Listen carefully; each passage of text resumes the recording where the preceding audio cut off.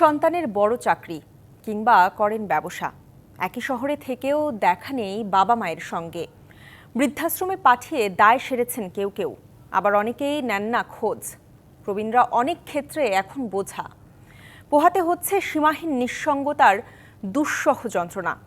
এমন বাস্তবতায় আজ পালিত হচ্ছে বিশ্ব প্রবীণ দিবস।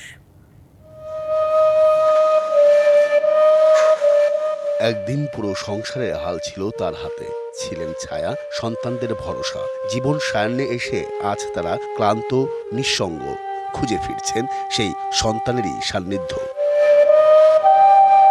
প্রবীণ নিবাসে থাকা মানুষগুলো প্রতিদিন প্রতীক্ষা করেন সন্তানের সাক্ষাৎ কিংবা শুধু একটুখানি সময়ের জন্য, কিন্তু থেকে যায় অধরা। এক ছেলে, দুই মেয়ে। এই মেয়ের জামাই অনেক করছে, অশান্তি করছে মেয়ের সাথে, আমার সাথে। ছেলের বাসায় আইছি, ছেলে আবার ছেলের বাসা তাইয়াও ছেলের বউ অসুবিধা করতেছে, সে হেনু দিয়া গেছে ছেলে দিশার না পাইয়া। তোদেরকে কষ্ট করে লেখাপড়া করেছি, তোরা কারো হয়েছিল কি কুমার কর কিছু না। মোহাম্মদ আলী দুই সন্তান থাকা সত্ত্বেও ঠাঁই হয়েছে বৃদ্ধাশ্রমে। টেনেছেন সংসারের ঘানি, আদর যত্নে বড় করেছেন সন্তানদের। এখন তিনি একা, শেষ বয়সে চলাচলের ভরসা লাঠি। RICL TMX, যুগের পর যুগ স্থাপনা থাকে মজবুত। বই একবেলা দিলে দুই বিকালবেলা দিত না।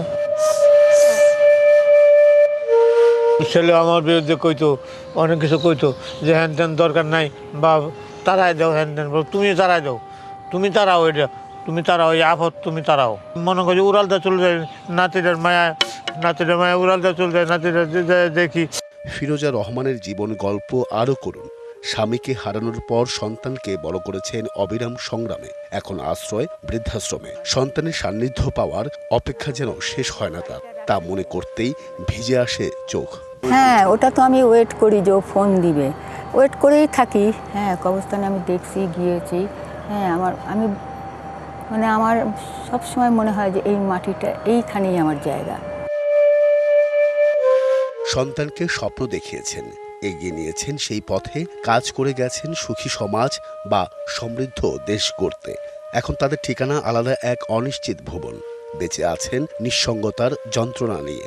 বেশি কিছু চাওয়া নয়, জীবন সায়ান্নে এই বাবা মায়েরা থাকতে চান সন্তানদের সাথে। এখানে থাকা প্রত্যেকে বাবা মার গল্প একেবারে ভিন্ন, শুধুমাত্র অভিন্ন যন্ত্রণা এবং আপনজনের কাছ থেকে পাওয়া অবহেলা।